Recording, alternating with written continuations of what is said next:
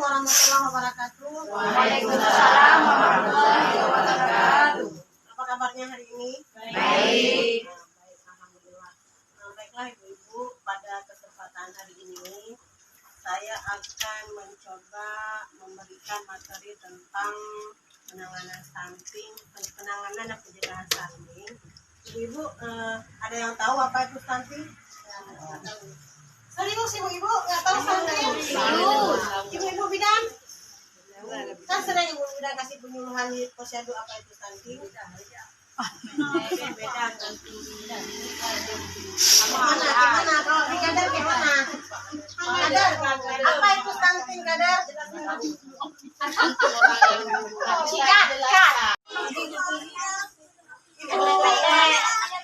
Pertumbuhan bayi tidak sesuai dengan Pertumbuhan bayi tidak sesuai dengan umurnya, dengan anak yang sebaya dia. Oke, bagus jawabannya. Jadi pada kesempatan hari ini, sebelum kita masuk ke sesi materinya tentang bagaimana kita memberi dukungan kepada ibu-ibu hamil supaya tidak terjadi stunting. Bagaimana cara kita supaya tidak terjadi stunting? Misalkan gini loh, ibu, ada orang hamil, ada ibu-ibu hamil. Apa yang bisa kita lakukan supaya tidak terjadi stunting pada anak yang akan lahir tersebut? Oke, sebelum jawaban itu kita mulai, kita bagi dua kelompok. Ini kelompok satu, ini kelompok dua. Di sini pertanyaannya, di kelompok ini pertanyaannya, apa yang akan kita lakukan kalau ada dalam anggota keluarga kita yang hamil? Misalkan dalam keluarga kita Ibu Aminah hamil, apa yang akan kita lakukan? Memberi makanan yang bergizi. Terus? Tidak membuat ibu hamil stres. Bagus, betul.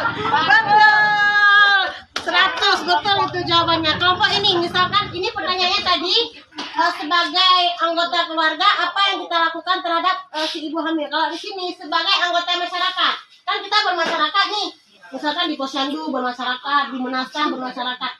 Apa yang bisa kita lakukan sebagai masyarakat dalam memberikan dukungan kepada ibu hamil? Sebagai masyarakat, kalau sebagai anggota keluarga tadi betul, jangan membuat ibu hamil itu stres, oke. Harus beri makanan yang bergizi, oke. Sebagai anggota masyarakat, apa yang bisa kita lakukan? Kita berikan, misalkan ada pertemuan kayak gini, kan rame-rame ada ibu hamil, pasti dong ada ibu hamil. Ada yang hamil di sini? Ada. Ada? Malina hamil? Ada. Ada yang hamil? Ada. Siapa? Nah, apa yang kita lakukan sebagai masyarakat? Beda sebagai anggota keluarga dengan sebagai masyarakat. Memberi nasihat. Istilahnya kasih dukungan lah. Kasih dukungan di pertemuan kelompok kayak gini, apa di menasah, apa di posyandu kita kasih dukungan yang baik. Jangan, apalagi kalau misalkan yang rentan usia kehamilan dekat, kan kita sering tuh kalau misalkan di komunitas kita atau di desa kita hamil, kan ada kayak gitu. Itu jangan dilanjutkan lagi, jangan dilanjutkan lagi karena akan menekan dan menimbulkan stres pada ibu hamil sehingga nanti proses kehamilannya itu terganggu. Salah satu penyebab stunting, ibu-ibu hamil tidak boleh stres, tidak boleh ada tekanan. Memang masalah seperti itu kalau di Aceh bangunan gede ya, enggak open, kita nggak peduli dengan orang lain hamil. Yang penting kita sendiri nggak hamil, untuk orang lain tak kena juga.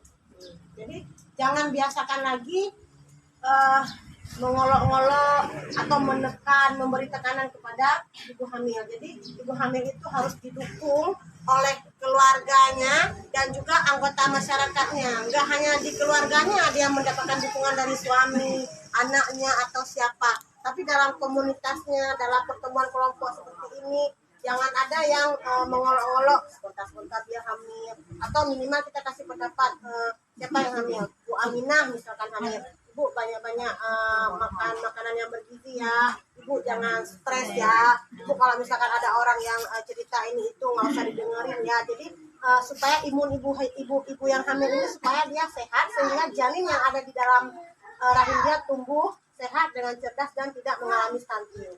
Jadi kalau misalkan ibu-ibu hamil itu kan biasanya dia mendapatkan informasi dari mana? Misalkan gini, misalkan Kak Hafsah hamil, misal ya. Terus Kak Hafsah kan dapat informasi tentang ini bagaimana kehamilan saya, berapa kali periksa dalam 3 bulan, terus saya harus makan apa. Itu dari mana informasinya?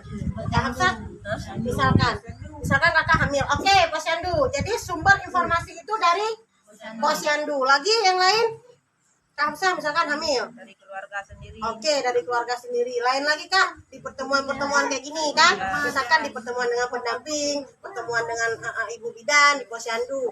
Berarti selain dukungan dari keluarga dan masyarakat, si ibu hamil harus mendapatkan informasi dari tenaga yang ahli, misalkan bidan ataupun pendamping seperti kami pendamping kesos ataupun di balai-balai yang ada pemeriksaan tentang kehamilan.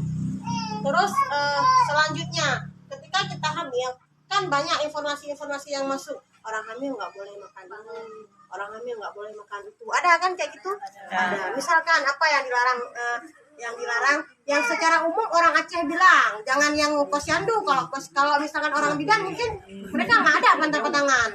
Ya kan, kadang kalau di Posyandu nggak ada pantang-pantangan. Tapi kalau kita di komunitas kita, di desa kita pasti ada yang berjemur-jemurin, ya kan, ada kayak gitu kan. Nah, Nggak bisa makan lagi apa? kambing. Daging kambing, Nggak bisa makan nanas, tape. Usia kandungannya masih di bawah, masih muda, masih Nggak boleh ya? katanya gugur-guguran.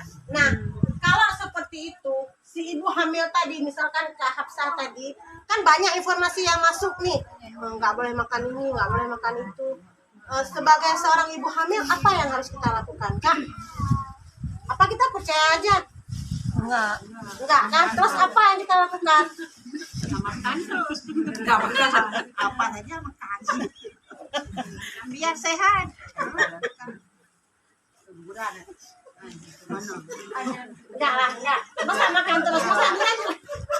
Mana ada keguguran ke bentuk tidak penting. Yang pernah Kak dulu Kak. Baik ibu-ibu, kita sudah membahas bagaimana pentingnya dukungan keluarga dan masyarakat. Kemudian kita juga sudah membahas bagaimana mencari informasi yang tepat ke ibu bidan, ke petugas-petugas kesehatan lainnya, ke petugas pendamping PKH juga boleh. Kemudian kita juga harus menyeleksi informasi yang masuk. Betul nggak kalau misalkan kita makan durian itu misalkan nggak bagus untuk kesehatan ibu yang hamil. Jadi kita harus cross check kembali ke petugas bidan atau ke posyandu atau ke petugas kesos lainnya.